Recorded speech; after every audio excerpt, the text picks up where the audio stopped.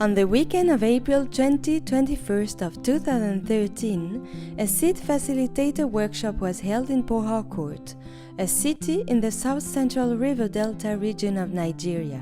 The goal was to prepare a group of teachers and volunteers to assist in the facilitation of a SEED collaborative workshop.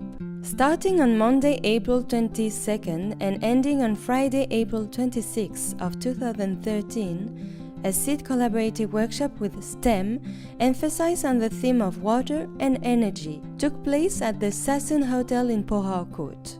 Teachers and students from 16 SEED affiliated schools participated in the 5-day workshop, in addition to train Schlumberger volunteers and lead teachers. This collaborative workshop also functioned as a pilot opportunity for several SEED concepts, including investigating the potential of time-lapse cams, webcams, and video conferencing in future education, determining how to increase personal interactions and to promote system thinking effectively, and how to increase workshop sustainability by promoting additional related project work and the constructionist learning while doing methodology.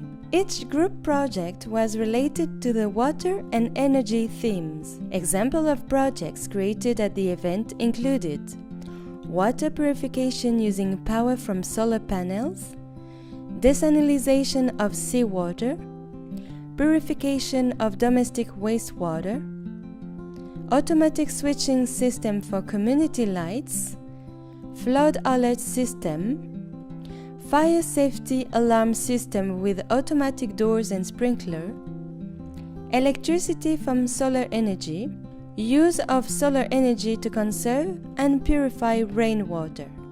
This workshop utilized XO computers from OLPC for group projects, in addition to personal Windows laptop computers brought by a half-dozen teachers. The workshop was considered a success by all the participants.